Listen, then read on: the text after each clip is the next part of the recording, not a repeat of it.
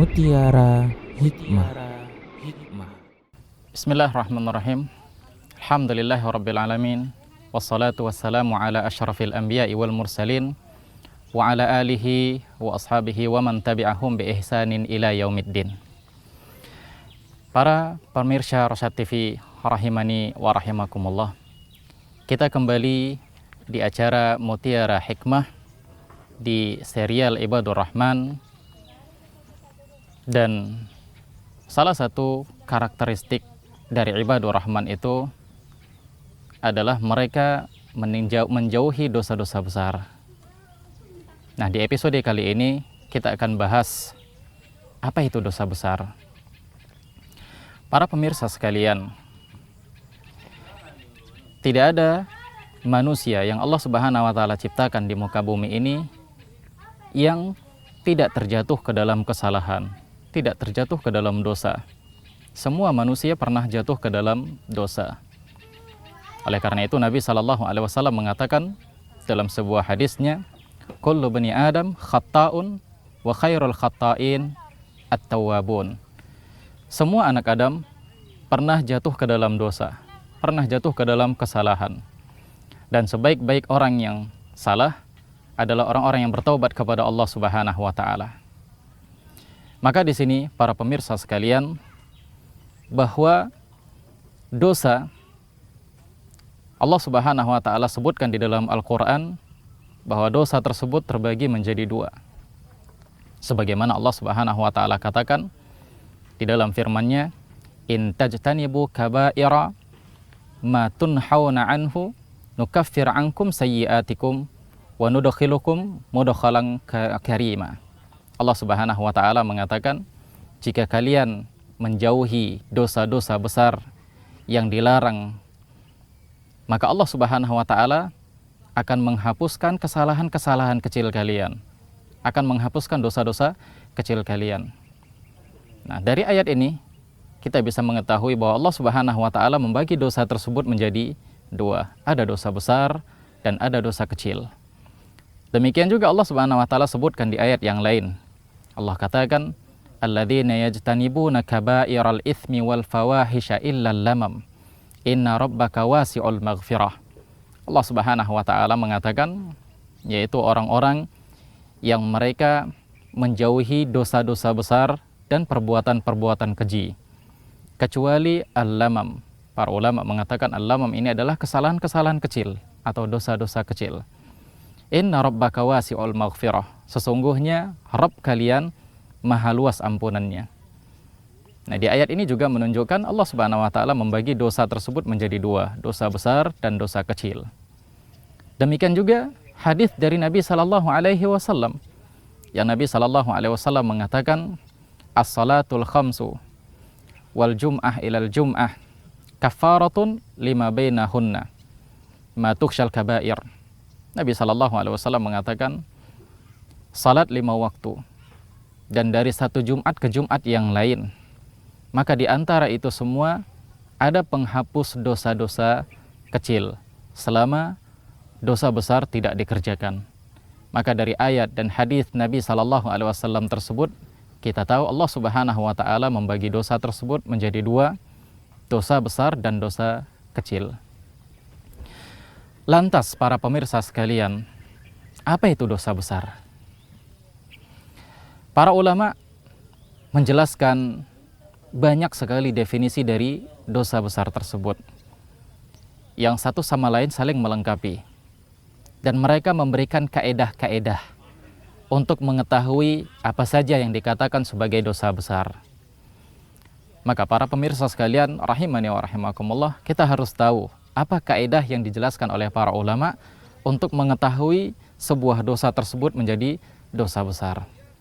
Di antara kaedah-kaedah tersebut, para ulama mengatakan dosa besar itu adalah dosa yang Allah Subhanahu wa Ta'ala sebutkan di dalam Al-Qur'an atau yang disebutkan oleh Nabi sallallahu alaihi wasallam di dalam hadis-hadisnya bahwa itu adalah dosa besar. Ini sebagaimana yang dikatakan oleh Al-Imam Al-Qurtubi. Beliau mengatakan, kullu dzambin utliqa alaihi bin nasi kitabin au sunnatin au ijma'in innahu kabirah au atim.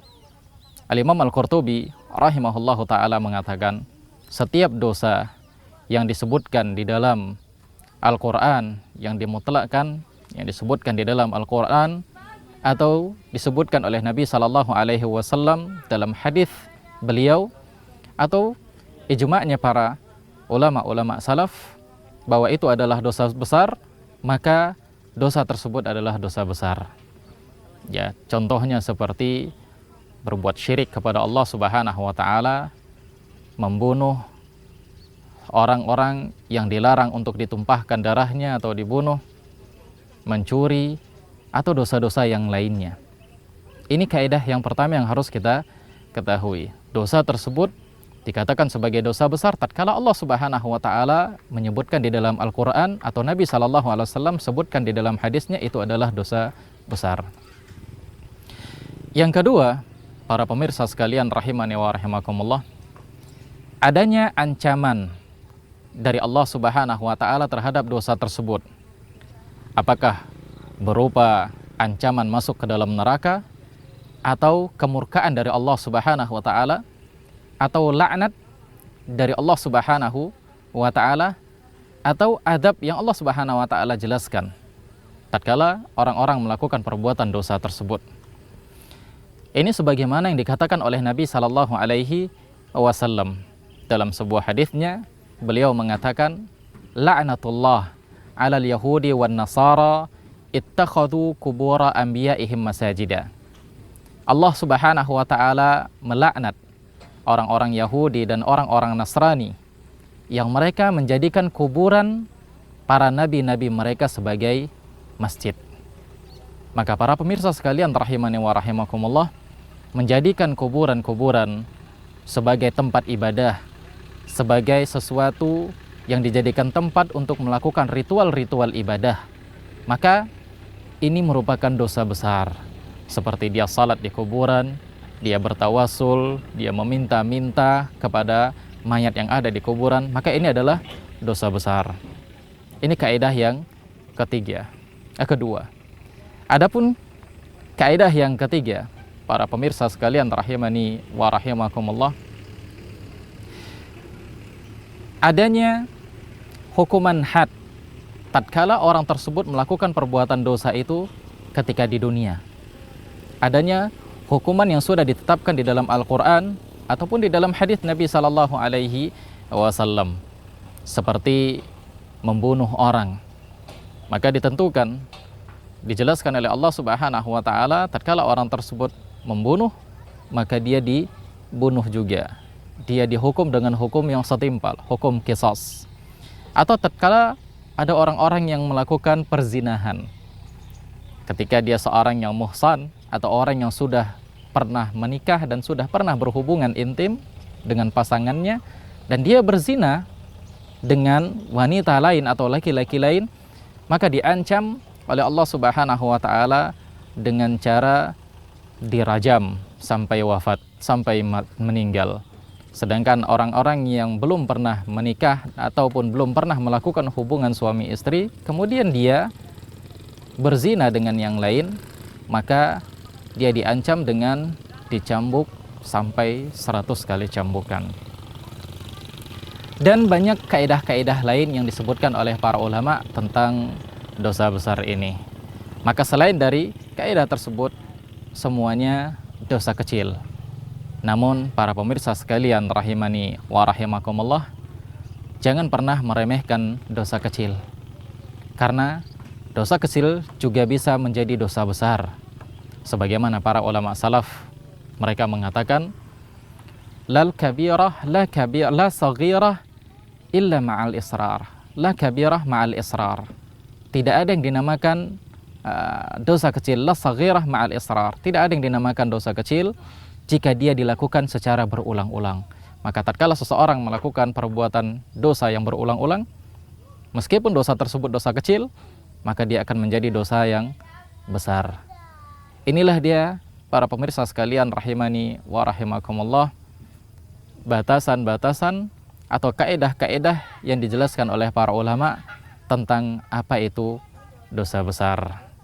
Semoga ini bisa memberikan kemanfaatan kepada kita semua dan menjauhi dosa-dosa besar tersebut.